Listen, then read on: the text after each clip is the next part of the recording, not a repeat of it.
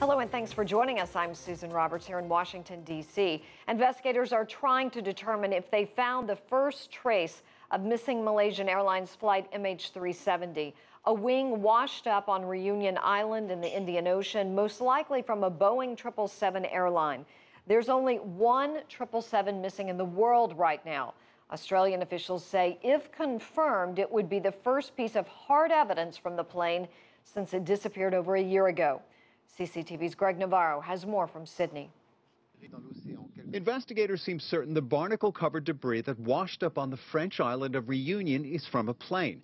The question they're hoping to answer is whether it's from flight MH 370, which mysteriously vanished in March of last year. I don't think it'll be very long for us to be able to identify that it's wreckage from a 777, a Boeing 777. But it will take, I'd imagine, longer to be satisfied that it's associated with MH 370. The Malaysian Airlines flight disappeared shortly after taking off from Kuala Lumpur bound for Beijing with 239 people on board.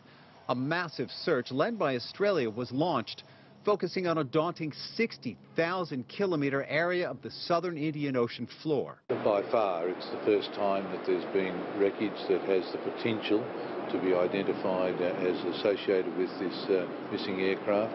And so, if in fact it is confirmed, it certainly is a major breakthrough.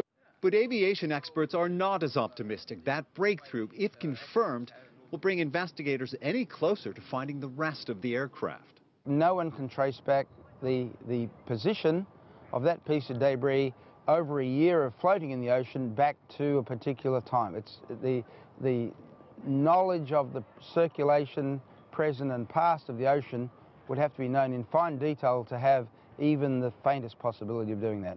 All of this raises questions about the future of the Australian-led search for flight MH 370, which earlier this year, Prime Minister Tony Abbott hinted was nearing its end. Australian officials said they would have to revisit their commitment, having shouldered much of the costs associated with the search. But the latest discovery, if confirmed, may change that. If the wreckage is identified, what that does is give some degree of closure to the families who are waiting for information about what's happened to their loved ones.